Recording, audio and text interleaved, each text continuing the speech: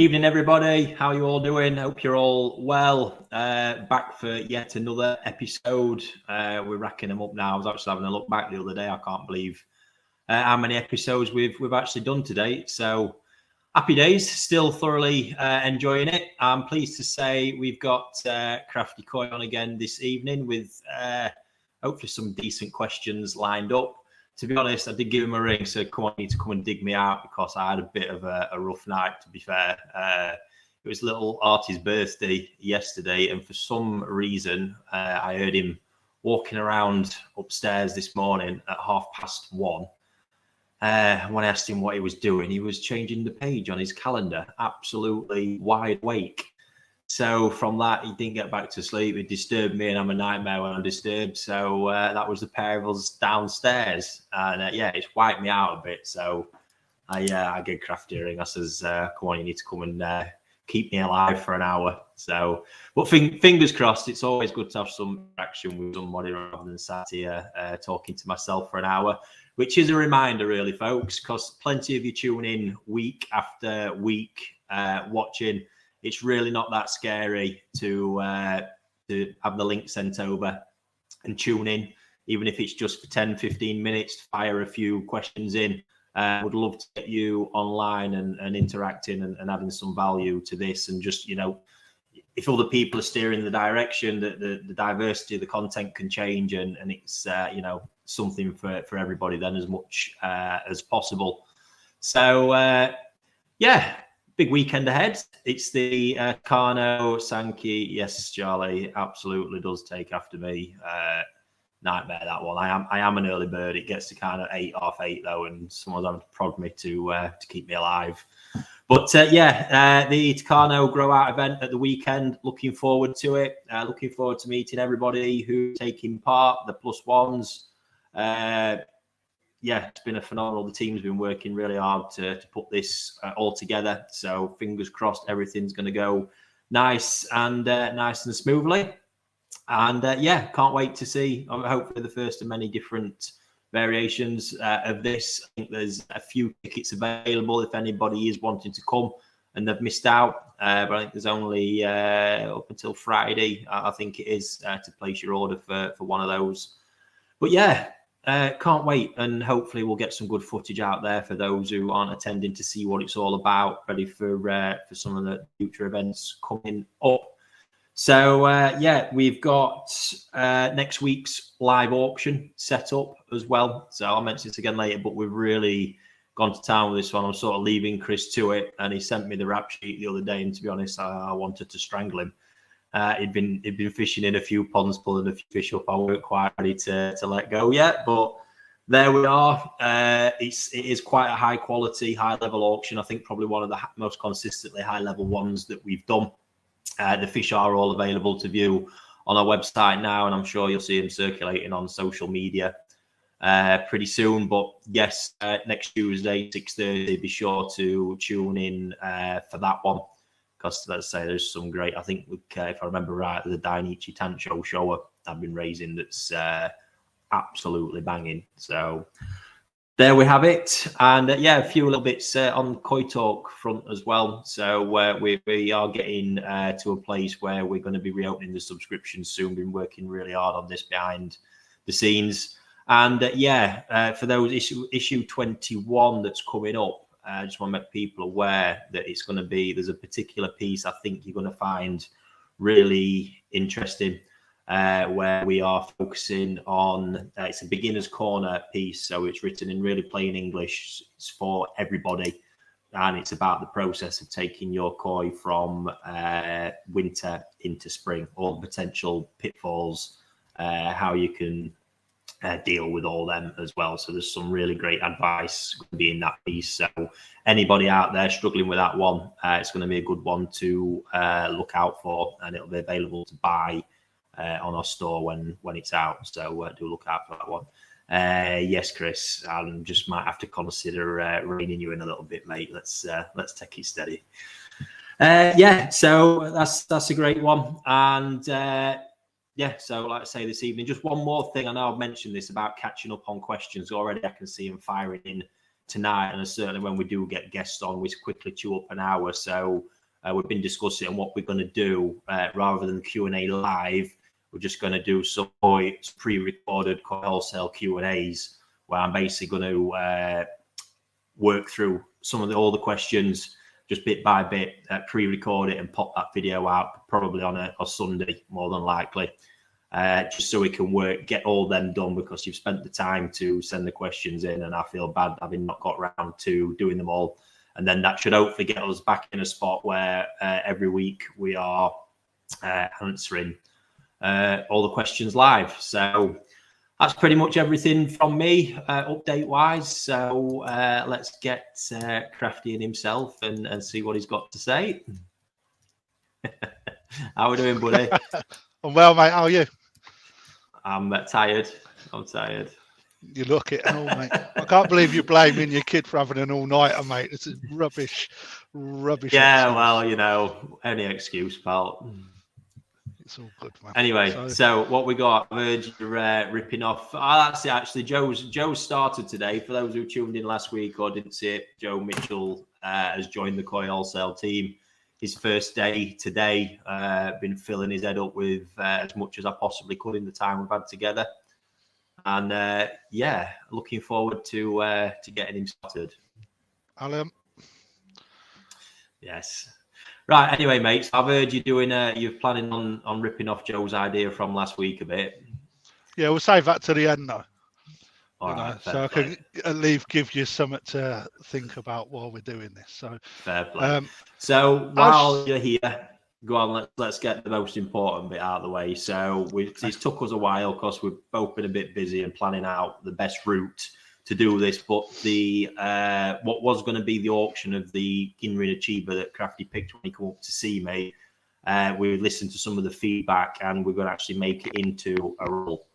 So basically, we've got the details. It's set up a Just Giving page where it's going to be £5 per entry. No limit on how many entries you can have. 100% of the proceeds are going to a chosen charity. And I think we're going to draw it at the end of, we'll close it at the end of Feb. And yeah, do the draw on the next available Q&A live after that. Please, just a couple of bits because of that system. Please make sure you pop any details into there, certainly your name, and if it allows you to pop an email, I'm not quite sure how it works. Obviously, we can get in touch with you. We will announce it live on here, so you'll be able to check back. But yeah, £5 a ticket. Feel free to take as many as you want, and that is to win the amazing Ginrin Achiever, which you can see the video on Crafty's channel. If you want to see the full video of his visit up to mine. Other than that, we've got the overlay there. You can see the fish. There's the details that you need, and I'm not sure we've got a video of it. I've got Steve in background. We've got the video of it, Steve. I'll just let me put it in the chat. But anyway, we have got a video of it. We'll play that in a little bit. It might still be uploaded. But yeah, there it is, folks. Please get on. And if you want to make any additional donations, that would also be greatly appreciated because it's for a great cause. But other than that, £5 a ticket for a chance to win that absolutely banging Ginrin Achiever that Crafty's picked. It's Nisai, female. Was it about 38 cm, if I remember right? 38, 40 cm. I think it was 42, I think. There we go then. That's not like a koi dealer to undersell it, is it? On that, when you make a donation on Just Giving, it gives you the option to become anonymous. Okay. Obviously, any anonymous donations are welcome, but anonymous won't be entered into the raffle, obviously. If you want to buy more than... Yeah. So if you want to buy more than one ticket, obviously multiples of 5. So let's say you're greedy and want to do 10 tickets, which I will welcome. Just donate 50 and I'll make sure that your name's entered 10 times. Okay. Yep. So you don't have to sit there doing loads of fivers. You know, I'm a good enough Carol Vorderman to work that out. Happy days. So yeah, please, folks, get on board with that one. We'll do a bit more coverage on it on our Facebook pages and whatnot. But yeah, great cause. It's a great fish. Your chance to win it for a £5, and yeah, the video is just uploading, so we'll we'll come back to that part way through. So go on then, mate. What's on the agenda? Well then, as you literally threw me in the fire or under the bus, whichever way you want to put it, I've when was thinking this? What today, mate? Like literally 5:10. Oh yeah. Top man. Are you top about, man. mate? I need someone to keep me awake. So obviously I'm not extremely well prepared. So thinking about what we've just experienced in Japan with regards to the All Japan Koi show, where we've seen some great fish, especially the Sankey, right, that took the GC. I thought to myself, what better to start off with Japan as Koi visits. Now, one of the things that we often see is people saying, right, come to Japan with us, etc. And then we see a lot of documentaries happening where people are filming harvests. But we also see people in a set of waders helping with that harvest. And as I've not been to Japan, and many other people that are definitely watching tonight haven't, if we was to go to Japan with one of our dealers on a Koi trip, give us an idea from start through to finish when you go to each breeder, the sort of things that you do when you're there. And then when we get to a harvest, how do you get involved in one of those harvests? To be fair, the harvest, I mean, breeder wise, it depends on sort of who's doing the trip and what's the process behind it, because obviously when I'm there, it's very much about getting business done. So I'll have a plan ahead of one, or basically a lot of it's window shopping. And certainly in autumn, I mean, autumn is your most popular time, and that is a lot of window shopping, because you might have something in mind that you want, and in that case, it's the point of, right, what do you want? This is out where I'd be coming at it from. Where do you want? What's the budget? And obviously you've got all these different places to go to get the right option. Okay. And you've got umpteenth chance. So you're going to go and have a look, see what's available, see what's there. In the autumn, you've got the added thing that, you might go one day, there's nothing in the fish house because that breeder's not started harvesting.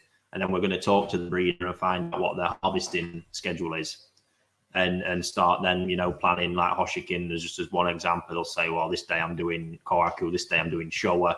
You go back, but it's not just one harvest. That's a certain amount of fish. And then there's probably going to be 4 or 5 more after that. So it's a tough one because it's quite fast paced as well. Because when it's busy there, you can't see that fish on day one and play the, all right, can you hold it? Well, no, because the likelihood is they'll probably hold it for 24 hours. At most, but there's no holding it for the week while you're there, so you really got to commit, and there's that chance you might even go back there 3 days later and go, oh fuck, I prefer that one now, because that wasn't there. But that's the reality of it. And you go to one breeder, they might be full, you commit there, you go to the next breeder, and all of a sudden you've seen something you prefer more. It is a real balancing act. So you win. What I tend to find is people go with a plan. You probably know this, you never stick to it, because all of a sudden you had this plan for this and you walk into, say, Marihiro, and you see some absolute oddball that you've never contemplated buying, but it absolutely takes you away. Yeah. So you've got that. That's the sort of buying side to it. You can be strategic as you want, or you can be as, right, I've not really got a plan. I'm just going to, walk in all these farms, see what's there. You have a wander around. If you like it, you get a price. But bear in mind, it's priced differently because, dealers do it differently. But ultimately, when I've got my trade clients with me, we give them the price, the breed price, and then they have a set commission to go on top, and air freight costs as well, and all the VAT and all your other bits and bobs along the way. So you do have to be careful not to fall into that trap where you see something and go, oh, that seems cheap. But the reality of it is, by the time it's back in your pond, more often than not, that price can almost double. Yeah. And see, that's even worth knowing on its own, because not a lot of people would do that. I mean, I know that when I've explored going over to Japan, the commission is XYZ amount of any fish that you buy. Yeah. But it's never really explicitly said, but then you've got the shipping costs and etc. etc. The handling fee. It's really, certainly at the minute with air freight prices sort of being at an all-time high, it really does change things, especially if and you've got another scenario here as well, in that when we're buying fish, so we're walking, so if I'm buying this side, for example, what I want to know is the maximum amount we're getting in a box. You know, we've got variations of this, so it'll be, you know, if you say 35 to 40 cm this side, we'll get X amount of these in a box that's 70 cm box or a 75 cm box. We've got all these different box sizes we can work to and pack, but then obviously you're balancing up there what the weight of that then is to the amount of water needed, and we need to maximize how many fish we get in a box. So that's how we're doing it. In your case, you might walk into, say, Marahero.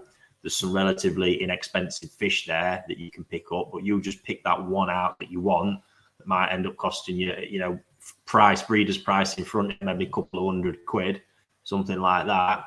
Before you know it, if that dealer's not shipping that fish or anything from there and you want to buy that one fish, you've got to wear that full air freight cost. Whereas a dealer's typically dividing over 8 or 10 fish, all of a sudden you're doing it on one. That would make that the most expensive cheap fish you'll ever buy. Yeah, it's a false economy. So there's all this to balance up. So I mean, for me, there's two aims to it. Going to Japan just to experience it is a great one, and slipping a little purchasing. If you're thinking of it really from a buying perspective, I think for most people it's not a good option. Unless you're looking for the night at a certain level, obviously it opens up a whole world of choice, because dealers aren't investing in heaps of expensive fish or pricier fish, or sometimes they'll stay away from the fish that might be deemed harder to sell. So take a Deutsch Shower, for example. You know, you can get some absolutely cracking examples that can be quite pricey at Hiroi, and the dealers won't go for it. Because by the time that they're looking at that, getting it back, trying to make some profit on it, all the rest of it, puts it in a price bracket where at that price point, people are going to look at it and go, I don't want to pay that for a Dodge Shower. And then if they're doing it, you're probably going to have that choice of one. Whereas when you get to Hiroi, you've got that choice of 10 or 15 at that price point. Yes. So at that level, Japan comes into its own. At the sort of more mass market level, if you're looking at it purely from a buying perspective, makes sense. From an experience perspective, obviously you can't beat it. But from buying, there is a certain point where I would say, yeah, that's the point where you want to go to Japan. Got you. I mean, I think that's real good feedback, actually, because other than the experience, which is something that I'd love to, and certainly I've got on my bucket list. When it's time to go out there, want to purchase a few fish as a souvenir, rather than having a shit postcard, something I can plonk in my pond. Absolutely. That's mint. So after we've gone round and we've you said about the harvest. So the harvest is an easy one. That just depends on a lot. Some breeders are open to it, others aren't. It's as simple as that. The ones that are open to it, you'll tend to find, you know, where we've got a relationship, we'll say, can we attend the harvest? Sometimes it might just be attending to sort of watch from the banking. Other times they're really open to it. They'll let you get in and participate in it. You know, and that's where that is. You know, there's certain points where they'll do it. Obviously, they're mindful it's their fish. If it's customers' fish, there's the handling involved. It all needs to be done properly. So it's treading a fine line. That's why some just point blank say no, because they don't want to put that at risk or offend anyone or upset anyone. So it's easier just to say no. But yeah, others are really open to it, and it's just different levels of experience you might find. It's the NND or one, again, they're very open to it. They love people to experience it and participate. When it comes to that champion mud pond harvest, you know, lifting them fish out that net. Again, I've had the sort of golden pass for that one, because that's been Makoto's job. He just does not let anyone near him, but rightly so. You know, it's 90% customers' fish most of the time. Yeah. And they're big lively beasts. And not only that, it's silly little things. It's not just managing them. That pond's an absolute bitch to net. It's massive. So the last thing they want is just that little slip where you've pulled the fish out of the net, it's done you, and swum back off into the pond, because that means re-netting it all again. Yeah, that takes time. You know, that's just a simple little thing. So it's good. But that's all it comes down to. Just how open the breeder is to it, really. You know, some of them, it's just, you got to remember, for them, a lot of it's a job. We've got to get in. We want to get in, get it done, get back to the fish house. And some of them, there's that many to do. They're doing 2 a day. Yeah. So, you know, it's get in, get it done. When you're customer process, it does slow everything down. That's good. So let's say then we've gone round, we've had our experience, we've selected the fish that we like. Okay. And it is something that the breeders have actually kept their eye on, and it's something that they think that they can develop on further. Okay. So you agree to go Ascari on it and keep it there. When that fish then comes out after the first year or whatever period, and they can see that it's doing well again, would a breeder ever try and buy that fish back off of you? Rarely. It's not right. It's happened. It's happened. I mean, don't get me wrong. I once had a Harawaki, a Fuchi, that I sort of I bullied him into selling me a little bit, to be honest. And it just did that well. That and a Shisui. I mean, Shisui was an amazing All Japan contender, and he just loved the fish. And I think he probably regretted selling them, so he asked me if he could buy him back, and I sold them back to him. So that's good. Yeah, odd times. It just depends who it is. I mean, a Fuchi is not really a big commercial breeder, and that pond of his main pond they came from is like his collection of fish. Got you. You know, it's his showpiece to say this is what I am as a koi breeder. So that was a bit more like that. You've got some where they'll be bought back as parent fish. I mean, that's at a pretty serious level when that's happening. Then other bits, I once sold a shower I had at Matsue to Marusen Kobayashi as a parent fish. So, I mean, Kobayashi is a great little guy, a little farm, startup guy. I mean, this is an element of koi breeders that people don't get, because I think the perception is koi breeders are just rich. No, full stop. No, this guy's startup. He's got a family to look after. His business don't quite cut it enough that in winter he has to go working on the ski resorts. You know, and that's what he's doing. And then he's obviously working as hard as he can with the koi and getting it to a certain point. So even investing in parent fish is hard. But I just remember one night I was having a drink with him actually, and he was scrolling through my phone, and he saw that picture of that shower. I can't remember why he was scrolling through my phone, to be honest, but he saw this shower on there, and he's like, "What's this?" A shower I've got at Matsue. He says, "I like that." I says, "Right, fair enough. Does that be a good parent?" I said, "All right, want to buy it?" Yeah, sound, and that was that. So got it shipped onto him. And what we actually ended up doing there is, and it didn't quite pan out because it was a bully, but I also had this absolutely phenomenal male shower at Issa that I had grown on there. And Issa didn't want to keep it anymore because he's just very strict with the car because he's got that many of them. So, I sort of said to Kobayashi, says, "Look, are you interested in trying to pair this with the Matsue?" So I shipped that to his as well, and attempted to use it. And it got a couple of spawns out of it, but it never quite got the volumes. And I think the issue was, for a while, this male was a bigger fish than the Matsue female. It just sort of bullied it a little bit. It just didn't quite happen, but it was worth a try. It'd have been good fun if it had turned out. Okay, so rather than the buying question, if a breeder then becomes that is going to be a contender for XYZ show, and they ask you to keep it behind, do they do deals with you, or do you just continue to pay the normal fee?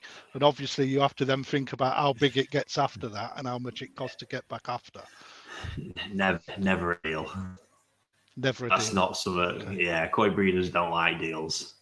So no, the whole sort of koi show thing, to be honest, is I mean, the easy way with the general koi breeders, it's a lot harder. And what you'll tend to find is there's not many that will be keeping. There might be something that's good there and then, and that's not often a fish that will then carry through several size categories. If you get me, because there's so much competition all the time, and so they don't tend to hang around that long. There's certain fish are at such a level that they're good, at the point where you just start entering them. And to be honest, the Marido, if people seeing it, the Marido, I've not put anything out about it yet. The Marido Kohaku, the marathon one on my Ricky Stoddart Nishikoi page, I think this is a prime example of this. Now that just won first prize in 70 Bu Kohaku at the 75 Bu at the All Japan, which is major. It's normally the most dominant category. There's a lot of entries, so even at that level, first prize is banging. So dead happy with that. But that fish is not at its peak. Far, far from it. And that's the general one we spoke to Ryuki. Ryuki's first thing was, this is epic, but it's not got enough body on it, which is great when you see it. And this is when you hear me saying about that extra 10% I've spoke about before. That extra 10% is not quite there on that fish yet. And that's the difference between breeder raising and a real specialist in it like Ryuki. So I believe that fish is going to go on over the next few years to really come alive as it gains probably extra 10 cm and all this additional body that's going to go with it. I think that's a fish that can carry through to potentially win the next categories, next sizes up, and then potentially look at the bigger awards as well, because I think elements of the pattern are going to come alive more as it gets that extra boost in length and volume as well. So yeah, there's certain cases where certain special fish can work their way through and still keep competing, winning, and just hopefully go on to bigger and better things. But those, to be honest with you, are very few and very elite, very special koi. We're talking about small percentages here that can really do that. So yeah, overall, it's a case of you might have it buy it and then just keep it on the run up to a show, i.e. in autumn, I had a client bought a Goshki at Kano, and no, it was just in the pond, and we felt it had a good shot for the koi show. So we asked him, we can raise this over winter for the koi show, and he agreed. Agreed the price for keeping it for then, and then job's a good one. That's been entered. I think it picked up a second or a third, something like that. It's great. Likelihood is now, depending on how it's looking, it might stay and do the Wakagoi, possibly. But then after that point, fish is coming home. There's no more sort of future for it. It's time to get it back, and I think that's the best choice as well. You don't want to be leaving them there too long. Yeah, because you've got to enjoy it. But that sort of outlines where I was going with regards to the show scene in Japan. So anybody that wants to get in there, you go over, select a fish. It does well over the period that you keep it there. It's a contender. Yeah. So all that simply happens is a quick conversation with the person that's holding it, and they then all enter it in for you, etc. Yeah. That's it. So and then you've got the cost. That is a surprising bit, right? The costs of entering into these big Japanese shows are high. Because if I have spoke about this before, the show is run by the entry fees. It's not from commercial sponsorship or anything like that. It's run by the entry fees, and there's lively costs involved in entering them. I mean, in some cases, we're talking hundreds of pounds. Getting close to the top sizes and being like £1,000 plus. Just when you're including the breeder's handling as well. So that's the kind of a game that's being played out there. It's serious. Yeah. Well, looking at the fish that was there, that Sankey was mint, wasn't it? Yeah, to be honest, not my. I'm probably gonna. This is gonna be one of my possible podcasts coming back first. But the size is impressive, and the quality for the size is impressive. But it didn't blow me away. I've got such a soft spot. It's just nice for me. There's been 7 Kohakus over the last 7 that took GC. Is that right? Oh yeah. It's great for a Sankey, and I mean the achievement is phenomenal. Yeah, it's phenomenal. For me. But yeah, there's a Sankey below it. I can't quite remember which. Go on, sorry, mate. Go on. The Sankey below it. I can't quite remember which prize it won. It was quite a big one, but that to my taste was the one. And again, a fish I think could potentially go the distance and do and pretend in for that big award as well. It's just unfortunate. This is the scary thing when you've got 85 Bu fish of that level, which is a grand champion anywhere else in the world. And that's right. It's a bit of this is the contention. This is the topic I'll probably discuss. is that size element. Yes. You know, because there is that size element that all of a sudden, how can you actually truly judge a fish for Grand Champion when you've got one of a metre at such quality and one that's 15 centimetres smaller of such quality? Because when you're mixing it all around in your head, it's like, can you genuinely compare them side by side?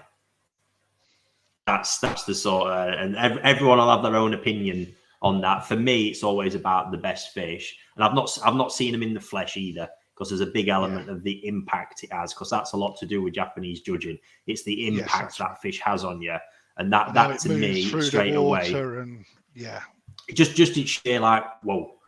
You know, that's what they're looking. You remember when it's people who have seen so many good fish and see so many good fish on that day, and they're at such a high skill level as well, you really are. It is them things that go, whoa, they're the ones that win awards. It really ultimately comes down to something as simple as that. And being 15 centimeters bigger, I know how much bigger that fish will actually look in sheer mass and volume. And that's possibly why, no doubt, when you see them like that, it's like, yeah, I get it. That's the reality of that one, because the jump's frightening. You see it. I've seen it at Montero. I've seen fish at 80, 90 swimming next to something of a metre, and you just go, that's not right. It looks like it's 50% bigger. Scary.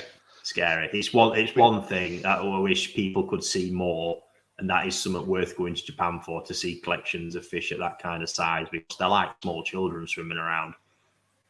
Yeah. That'd be ace, though. Imagine a pond full of them. Yeah, pretty cool. Pretty cool. So you had, am I right in saying you had a kajaku as well? One Wada kajaku, male fish, that I just, the minute I saw it, I was like, that's mega. That's going to win. I've had a few fish over that in the years that my absolute gut told me it would be a first prize winner, because it would just be too difficult to beat it. And funny enough, one of them was a kajaku in the past as well, an NND small kajaku that went to the Wakagoi. International Junior, that won a gold prize, and Shiro from NND, which also won a first prize, and that was my gut, as it's going to take a hell of a fish to beat that. And this kajaku, when I saw it, same thing. I thought, quietly confident, that'll do the business. Happily enough, it did. So, winner. So what's your plans for that fish?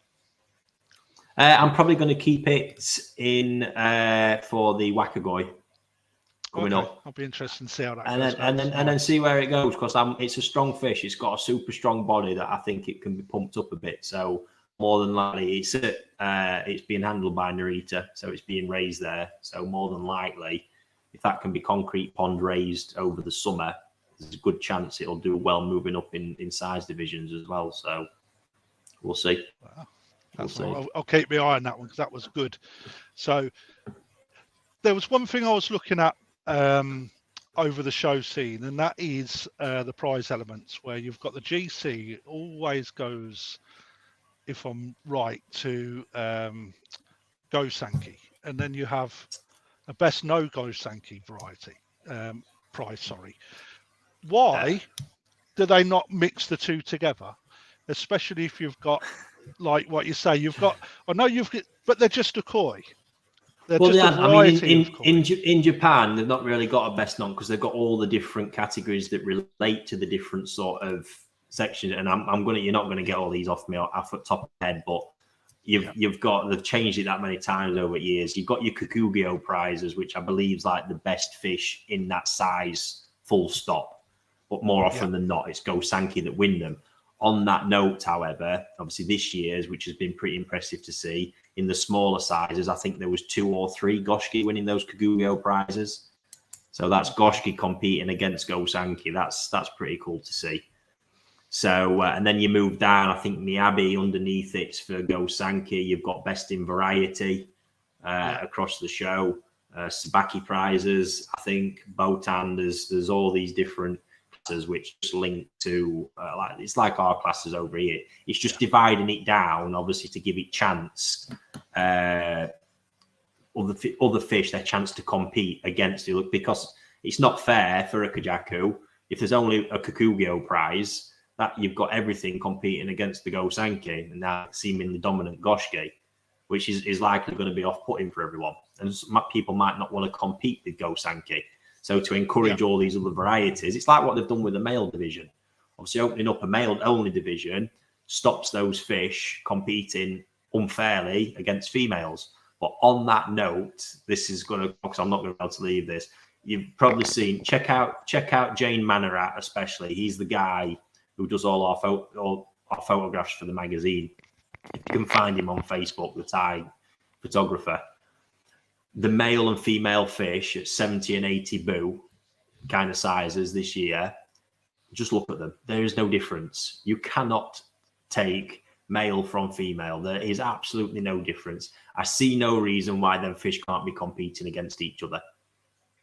None in the slightest, because there is absolutely zero difference in any characteristic of those fish. Absolutely banging. There was a male shower that's won a Kukubio prize in the main honours, a Marathon show, which I know is a Dainichi fish. That's a male piece, one in there. That's the first sign of that happening that I've said. You know, that sort of merging and coming together and that bit happening. But yeah, if you see those males, I see no reason why they're not competing. And I do honestly believe it's only a matter of time before we see them openly competing against them females. Yeah, that'd be good. I mean, looking at that one, that Dainichi male that when I was at yours, I mean, you wouldn't have told that from the side, from the age of that fish that was a male. You know, with just a mass of power around them shoulders. It was packing. It gets to the point where it takes a seriously well practiced and trained eye to notice the very small subtleties. But I'm telling you, in these top male and female awards, some of them winners this year, those subtleties are not there. There's nothing to differentiate between them. So fair play to them. Great to see it happening. And you just see the quality in that male division as well. I mean, outside of Japan, them males are winning GC everywhere. Yeah, they would be untouched. Absolutely nothing would get near them. You know, that's the kind of level that's out there for them fish. Yes, I'd like to get out there myself. I think. Have you done the All Japan in person before yourself? Yeah, twice I think. Yeah, I'd like to get out there for that. I think at one point in the future. It adds to the trip for people. It's something else to sort of cram in there and see, and then off to Niigata to go and tackle the stupid snow that's there at that time of year. Yeah, that's good fun. Really right then, so. The spin that I want to put on what Joe done. Oh yes, yes. So, Joe done some at the sorry, Crafty. Just hang on a minute. I've seen a thing in there. Sounds like primary school. Enough prizes for everyone to win and best at blowing their noses. Yeah, absolutely not. That is absolutely not what it is, because there's so many fish. There's so many fish, and it's creating competition. But even in each of those different segments and categories, there's heaps of fish. You're giving first, second, and thirds, and there's still a whole load of fish underneath them that aren't getting anything. You know, that's how it is, and it's not. You know, there's still a lot being clumped together at this point. I mean, if it was just a show with 6 awards, it'd be an absolute waste of time. So. Yeah, it's not like that at all. But there is a need to have those amount of prizes, because there's more than enough fish competing against each other to win the awards. I have seen it over here more, where there's in some categories not been enough fish, so it's almost a default first, second, and third type thing, which is frustrating, because I think that ultimately gives people a false sense of the quality of the fish when it's walked away with award just because there's no competition for it. Yes. But over there, nowhere near the case, that one. I'll never accept that. I mean, you only have to look at the amount of vats that are at that All Japan Koi show to really understand how many fish that are actually there. Yeah, that's why I love competing at that level, because you know it's the best of the best, and there's no default prizes. You know, you've really had to beat something to get that award in every category. Yes. Yeah. And I suppose out there, a dealer wouldn't want to put their fish in one of them vats anyway, because of it's the best of the best. You know, so if it's only average, it's not the best at blowing the nose competition, because they're going to only agree to put what they consider the best. To be honest, as well. The entry costs are a deterrent. Yes. Because if you know it's not got much chance of competing, you aren't going to want to pay them fees for it. Because even for a small fish, you're probably going to be laying up 150, 200 quid. So you're not going to, if it's a fish of that value, you're not going to pay that as an entry fee unless you're absolutely certain it's got half a chance of doing something. So, yeah. Okay. Good one. Go for it, mate. And then we'll get to it. In fact, go on. Before you do it, actually, I think the video's up now. So just a reminder, because we've got a lot more people tuned in now. The auction, what was going to be the auction for the achiever that Crafty picked when he was at mine, we're doing as a raffle, £5 per entry. You can have as many as you want for the stunning Ginrin achiever. And here's the video. So 40 odd cm, I think Crafty said about 42, female from Coda, Nisai, absolutely cracking Ginrin achiever. So, a £5 ticket could win that one, and 100% of the proceeds are going to the chosen charity. So, yeah, get involved, folks. I'd much appreciate it. See what we can raise for that one. It's going to be available to enter up until the end of February, and we will draw it on the next available Q&A after that one. So we'll get Crafty back on for that. But seriously nice fish. Picked by the man himself. Expert apparently. I think Mr. Tate even got the thumbs up while he was there as well. So there we go. He had plenty to pick from as well. But yeah, it was the standout one in there, to be fair. So there it is. Please get on board with that one, folks, for a fiver for a really good cause. And that fish can be shipped out directly from my place to the winner. So there we go. Yeah. Right, mate. So yeah, go on. Your adaptation on Joe's quickfire. Okay, then. So put a spin on it. Joe, then quickfire for breeder per fish that you like. All right. So what I'd like to do is go through a list of breeders and what you think that they're best at producing and why. Okay. Mm-hmm. So I'm going to miss off Dionysian because I think everybody already knows them. Sorry, that went down the wrong hole. That'll be them frogs, right, mate. I have to have a bit more to wash it down. Blimey, mate. Don't die online, mate, while we're live. That'll be a bit tragic. It'll go viral. I'm back, I think. Crikey. God, I've got a right colour. So then, are you all right, lad? I think I'm back in the room. Yeah. Wow. Good show. So I'm going to miss out Dionysian and Sakai, because I think that we talk about them a great deal because of the great fish that they produce. And I'm just going to go through a list of well-known and not so well-known breeders.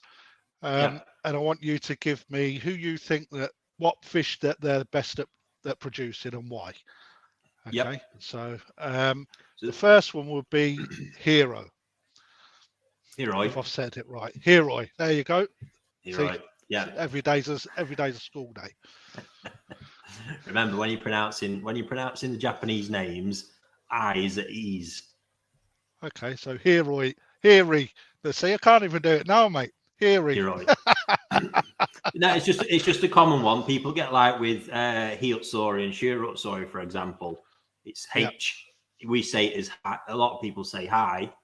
It's he, because the I is an E. That's how you pronounce it. And I do Hiyotsori as well. So there you go.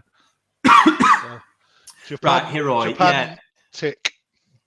To be fair, Hiroi is a specialist at everything he produces. So you've got the Ginrin varieties of Gosangi, all three. Deutsch Gosangi, all three. And the main thing he was famed for was Goshki and Ginrin Goshki. So that is sort of where their reputation was. One of the really old lines of Goshki, one of the sort of early ones created from up in Koguriyama village. But yeah, that's his main bags there. But like I said, everything he does, they're actually really, really challenging varieties. He's got normal Gotanki as well, which are nice and interesting, but those I mentioned are probably the real things to go for there. Okie dokie. Hoshkin? Oh, Korak, easy. Again, his shower are great, but he is famed. Kohaku is his production. That's his business. That's his production. Showa is his hobby, as he calls it. Great hobby. Okay, that's cool. Now, this breeder's one that always catches my eye, and that's Issa. Yep, Showa. So, Showa? Just Showa, or does he specialise in anything else, or is it mainly? No. He breeds. So now he's really focusing on Kohaku a lot at the minute, and he plays around with the odd thing like a hobby. But Issa is a specialist show breeder. That's that. I think you'll find in a few years the Kohaku will become more and more prominent there. And from what I've seen of it, he really is doing a good job. He's delivering on body and Benny in a way that's going to compete with the big guys for sure. But as it stands, that farm is still probably 80% Showa. Yeah, so some of the bodies I've seen on some of his fish, that's what catches my eye, to be honest. And that's contender, definitely Sakai Dainichi pushing towards that. He's on as a breeder. He's on that level. His size of operation now gets bigger all the time, but yeah, he's on that sort of level for sure. Okay, Minuma, Goshki, the Goshki man. The Goshki man. Goshki Ginrin Goshki, he is a true specialist in that. The minimum lineage is really quite something. And they get size. That's the big thing with minimum Goshki. They get real size to them. So that's not something you do commonly see in Goshki. And they get the body with that size as well. How often Crazy floating Benny. How often do we see his fish over here? Not a lot. Not the real sort of quality either. But he's on the outskirts. He's out in Tokyo. It's difficult to access. It's not easy, but yeah, the real true minimum quality, not a lot, because again, it carries a certain price tag as well. Okay. One that I'd never come across until doing a little bit of nerding, if you like, is Kondo fish farm. Kondo. I know that you've just been there. So that was new to me, and I don't believe I've ever seen any dealer with a Kondo fish in their vats, if I'm honest, over here.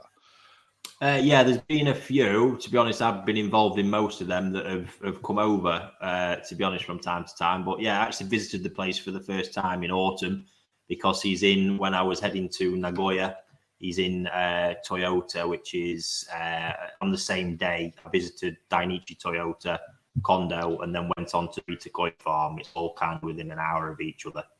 And great. I mean, what a place, but that is a serious level of farm with serious price tags as well. He's not producing mass numbers, but of serious quality. So even entry level there at Kondo was some pretty lively numbers, to be honest. Moving up to, I remember there was a Nisai Kohaku we got, which with the right conditioning was a major All Japan contender. And it was telephone numbers. I always know with that one when you ask and he starts laughing, and then it's another Issa. It's really expensive. I'm like, oh, fuck, not coming here. But yeah, it was really expensive. So, but no, great. And he's the marathon. I've never seen so many marathon fish in my life. There, like perfect marathons. And I literally, when I finished looking around for the first time, I looked up. He's on the other side of the pond. I went, "You really like marathon fish, don't you?" And he starts chuckling in quite a deep voice. Like, I went, "Yeah, I love them." Crazy. See, that's one to. I'll look out for anything coming over for him, because that sounds quite good for me. Then we've got, everyone would know. Sorry, Marino. I'm not really said, because on about what he's specialising in. Kondo is mainly sort of Kohaku, Sankey, and Goshki. That's what he's really into. Does all of them really, really well. Okie dokie. Marudo? Yeah, go Sankey. Big. I mean, you say Marido to me, I'm straight away thinking Sankey. Marido Sankey is quite famed and revered. It's a hell of a lineage, just not producing the numbers. As we see more and more, a lot of these big Sankey liners aren't popping the numbers out these days. It's such a hard variety. It really is. So, again, go Sankey. And I think a lot of people think Chagoy as well, although that's not Marido. That's not what Marido is famed for. He's just well known for. And it's sort of like it's a part of the business that often I think the daughter still looks after it, to be honest with you. But yeah, Marido, go Sankey, absolutely. But Kohaku and Sankey above anything else. Okay, then Murata is the next one. Murata, Kohaku. Yeah. Nothing else. That's quite a quirky, interesting lineage, that one. But yeah, not one that you see a lot because, to be honest, his fish aren't all that appealing when they're young. They're ones that you need the size element for the patterns to come alive a bit, and the body, they need that real big body. The body has to wake up to sort of start showing the pattern off.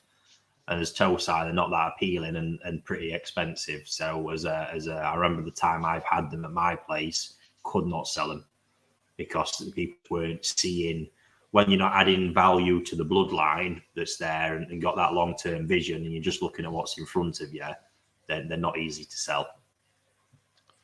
But yeah, okay. Kohaku anyway. Then we're Tamura. Tamura, Go Sankey and Kajaku. See, all three pretty well. So many Go Sankey. Yeah. Because it's such a big part of the industry out there. Yeah. And then one of my favourite breeders for Sankey, but Taniguchi. Oh yeah, I mean, what is he? I should say now he's more famed for his golden corn, to be fair. But yeah, I mean, everything he does, I just think he's a legend at. Probably Sankey Kohaku is the dominant production there still, along with golden corn. Goshki does really well, but it's not, I say, if you're talking specialist varieties, your golden corn, Kohaku, Sankey, does Showa, Ginrin Kohaku well, Goshki well, Kajaku, really small numbers, but pulls up some really good ones. Just a great farm, that one. I'll look to bits. Sweet. So just going over some of those breeders, and like you say, not everybody can afford the Dainichi tax that gets put onto some of the fish that come over. If we was looking to have a selection of decent quality koi to pick from, who would be your go-to breeder after your Dainichi Sakai? You're gonna have to give me a variety. Okay, so I like the more weird and wonderful. So the first one is Achiba, which is one of my favourite fish. Achiba, yeah, someone like Marihiro or a Fuchi, probably. I mean, there's more and more people doing them, but a Fuchi, you can get some cracking examples for not a lot of money. Great value fish there all around, to be honest. Sorogo you'll find at most Achiba breeders. Yeah, it's the same sort of fish, that's why, isn't it? But yeah, it's off the same spawn, and it's just the ones that don't develop the colour or lose the colour, either way. Okay, and I'm a big fan of Matsuba, Anaka Matsuba, as well. Have we lost Akamatsuba, Otsuka for me. Otsuka, which is not one that I mentioned today. No, there is actually a list here. Paul's fired in, so a few lesser mentioned breeders. Opinions, please. Yamaju, that's going to be mainly known for his Shisui. That's his specialist variety. Very good at them, although I prefer Kawakami for Shisui personally. I think we mentioned that with Joe last week. Otsuka's a bit of a legend at really difficult varieties. So you've got a lot of the Kage examples. Kage, Hiyotsori, and Shiro now. He does Shiro, Goshki, he does Go Sankey as well. You'll see Benigoi there, Goromo. Deutsche Kohaku as well. The list goes on. Asagi, Akamatsuba. He started with a few Kimatsuba. None of these are easy things to do. Where he's just built and built up, and he does them to a really, really high level as well. That's a farm I really, really rate. One of my favourite to visit when I'm in Niigata, to be honest.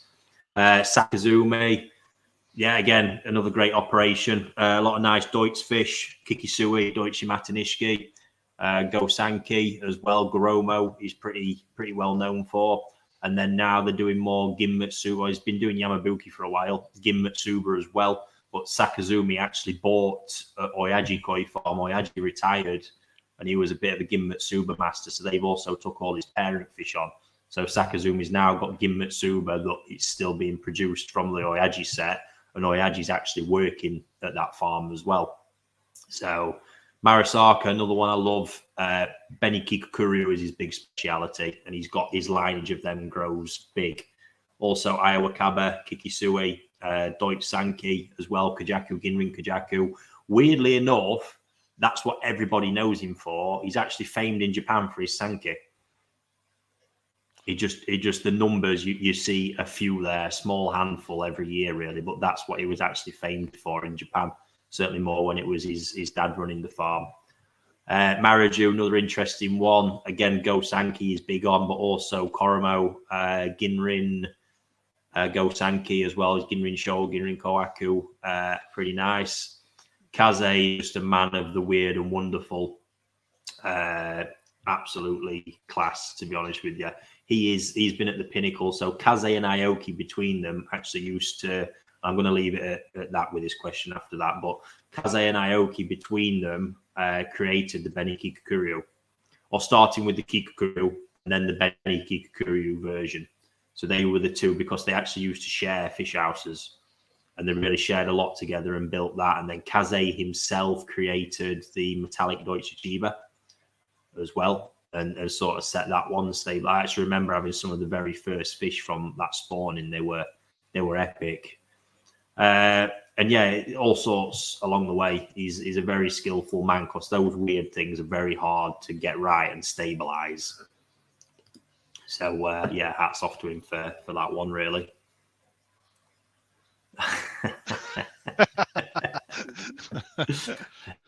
Yeah, there's a lot rattling around up there. So a few questions. Let's just fire into this. So this is an interesting one I saw in there. Have you bought Azakari Koi as an investment, and how does this work? I don't really see these as investments, to be honest with you.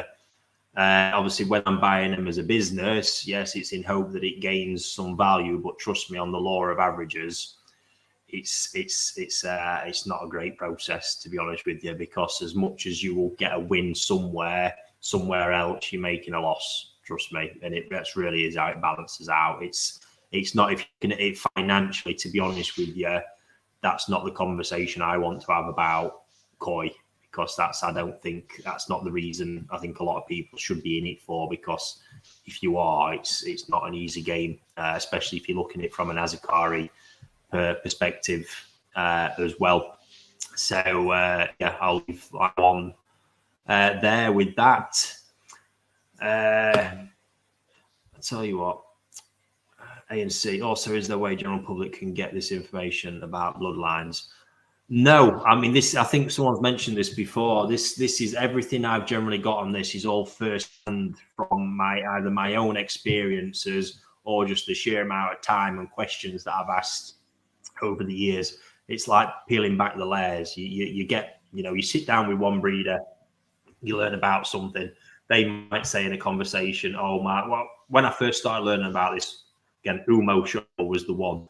So all of a sudden, you learn that this pairing is from his main pairing that created the Umo Showa was a Takeda female and a Dainichi male. So when I've just said that, most people probably get the Dainichi bit. Takeda, it's like, oh, who's Takeda? Where's he? What's that all about? What's so special about his fish? So then you're asking the questions. You learn the next bit and you unravel it, and then you find out Takeda's some guy. He's not in Niigata, but he's really renowned for the quality of his lineages. That's why people go to him. So it's not a farming operation anymore, but that's exactly how it's putting the piece of the jigsaw together. Even on this last trip I had, I got introduced to another breed. I think I mentioned this already, who I got some stuff, to be honest, I learned what was quite fascinating. And this is like a hobbyist breeder who's there that nobody really knows of. He's friends with Tucano, and I'm just like, all of a sudden, it's like, wow.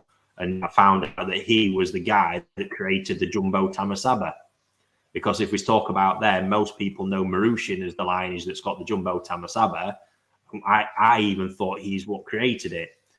His parent fish come from this hobbyist dude who created the really big monster ones. He's just there, nestled in the mountains, nobody really knowing about him. So without asking it, and to be honest with you, yes, documenting it all at some point be great. Hopefully we'll work through it more and more with the magazine, so you guys can also have some reference and slowly sort of piece it together as you build your collection over time. But yeah, unfortunately, most of it's rattling around in my head at the minute, and we can eke it out week by week. Yeah, that was a question I had for you last time I was on. That's that same one. Yeah. It's because it's such a big topic. But it's not just all this. None of this information's easy to get hold of, to be fair. Right, here we go. I think I've touched upon this one as well. And to be fair, I think what we might do is, actually, Steve, if you can make a note of this, because Joe, obviously, it's his first day today, and he's been up to the facility for the first time and seen what's been done with my normal, beautiful mains water. And for me, thoughts on raising RO, soft water instead of hard water. I just think there's so much more to this than just the water. It can be quite easy to focus on hard, soft, all the rest of it. But let's just take this scenario, for example, because it's just a debate. I'm not really interested in having hard or soft or whatever it is. If you don't know how to pick the right fish and you don't know how to feed it, don't matter what water you've got, you're not gonna get the best out of it. That's plain and simple. And before anybody considers, for me, considering making any other changes, you need to learn how to feed properly, prepare your system for the onslaught of shit that's going to come from feeding as heavy as you need to feed, and learn how to select the right fish. When you've done that, then it's about refining your techniques and looking for, if you're looking to nick that extra centimetre here, there, all the rest of it, you can try different things and see what works for you.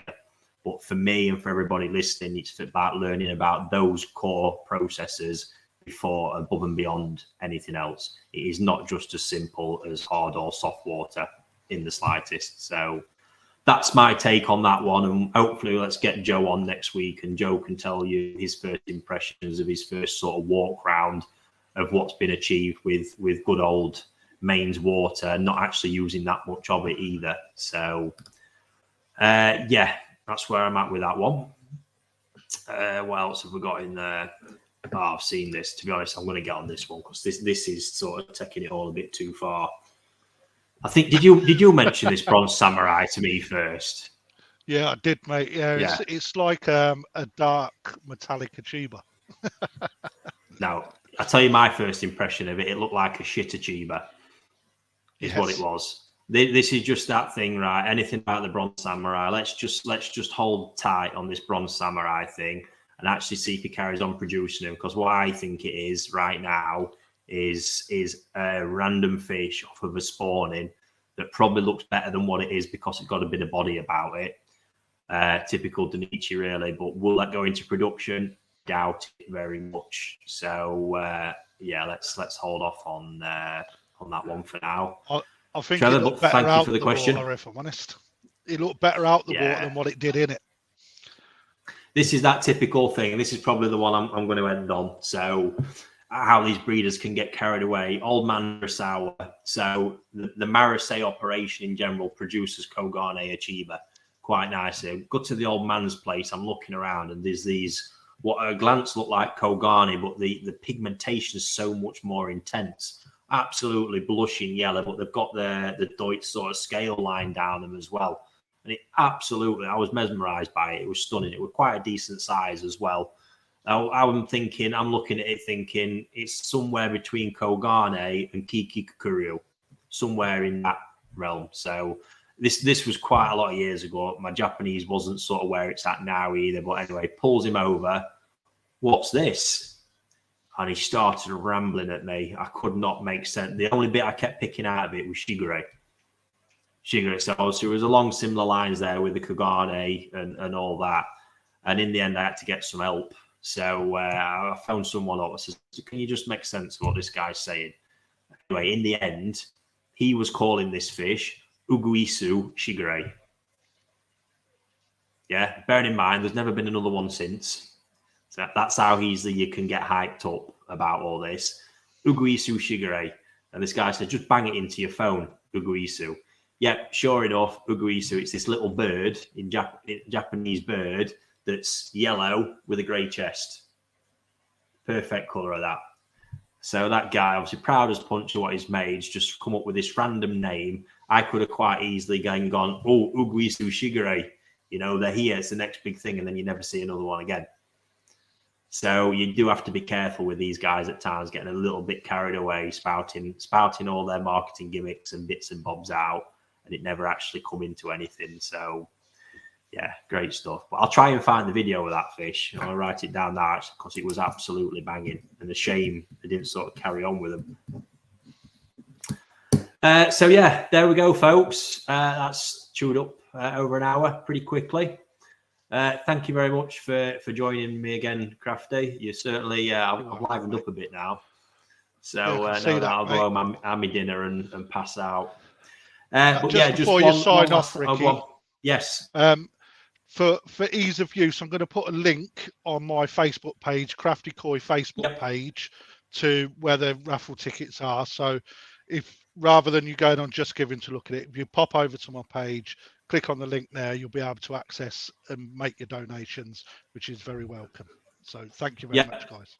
No, cool. So on that note, before we go, folks, just once again, the charity raffle for what's the name of the charity again, buddy? It's SAFA, the Armed Forces charity. That's it. A little bit smaller than the Help for Heroes that everyone seems to know about, but a lot more accessible to soldiers once they leave us. Yeah.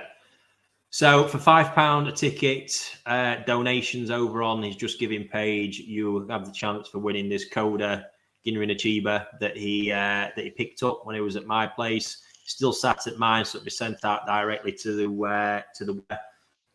Be available to participate in all this month, and then on the next available slot after the end of this month on our Q&A, we'll do the draw for it to see who the lucky winner is. But please get behind it, support it. Great chance to win a super fish there. And let's see what we can do with it, see how much money we can raise. If you also want to make an additional donation, that'd be much appreciated. But likewise, please state your name on an entry if you make it. So if you do win, we can track you down. Other than that, we're back next Tuesday with our next live auction. I think it's going to be Chris back with that one. This is one of the highest level auctions we've done consistently across the board. I sort of let him loose a little bit, and he's gone to town on a couple of my ponds. So I will talk to him about that tomorrow. But there's some seriously nice lots there. So don't forget to tune in. And he's gone. Is he gone? Me? Oh, you're there now, anyway, mate. You're really froze then. All right. Danny Chitancho show is going to be quite a popular one. So there we are. Thanks to everyone for tuning in. And if you're participating in the Takano Sankey event, I will see you on Sunday. Other than that, I'll catch everybody next week.